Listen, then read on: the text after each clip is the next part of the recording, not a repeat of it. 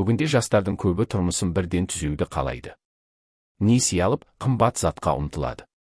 Бірақ қарыздың артында береке емес, ауыр жүк тұрғанын екінің бірі түсіне бермейді. Бүгінгі әңгіме несиеге белшесінен батып, берекесін жоғалтқан бір жас отбасының оқиғасы. Бұл оқиға әр тыңдарманға ой салары анық. Берекесіз байлық. Айдос пен Айым жас отбасы.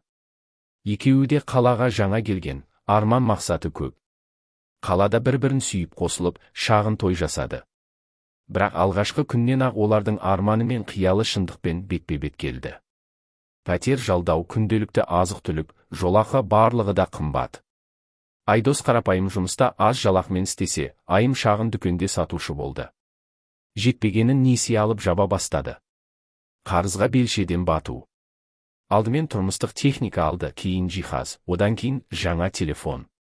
Көршілерден қалмайық, басқалар сияқты бізде де бәрі болсын деген ой оларды тоқтата алмады. Әр ай сайын жалақылары түгелдей несиеге кететін болды. Айдос кейде ауыр күрсініп: Айым, біз бір сәт қателестік-ау.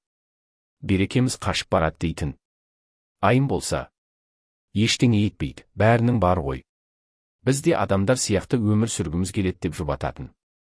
Бірақ уақыт өте отбасының арасында ұрыс-керіс көбейді. Ақша жетпей күнде уайым басты. Берекенің жоғалуы. Бірде Айдос жұмыстан кеш қайтқанда қолына аз ғана азық-түлік ұстап келді. Айым ренжіп: осынша ақша таба алмайсың ба?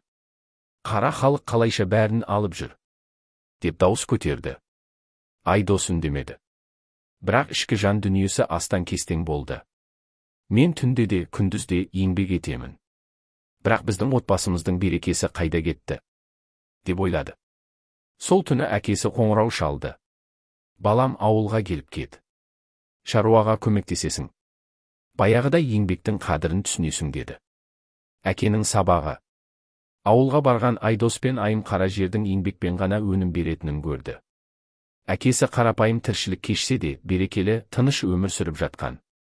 Балам, деді әкесі, ризық несие мен қарыздан емес, адал еңбек пен Алланың берген берекесінен келеді. Қарызға үй салғандар үйдің емес, қарыздың құлы болады. Байлықты қарыздан емес, маңдай терден іздеңдер. Бұл сөздер жас отбасының жүрегіне қатты тиді. Ғибрат. Айдос қалаға оралған соң бар артық заттарын сатып қарыздарын жапты. Екеуі де шын еңбектің, аз болса да, адал табыстың қадірін түсінді. Біртіндеп шаңырақтағы ұрыс-керісте басылып, тыныштық орнады. Олар бір нәрсеге анық көз жеткізді. Қарызға алынған байлықтың берекесі болмайды. Нағыз бақыт, адал еңбектен келген несібеде.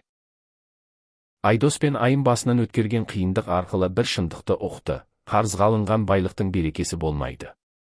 Нағыз бақыт, адал еңбектен табылған несібе мен отбасының тыныштығында. Ғибрат мынада: несие мен қарыздың соңынан қумай, адал еңбектің дәмін тат. Өйткені береке қарызда емес, маңдай терде.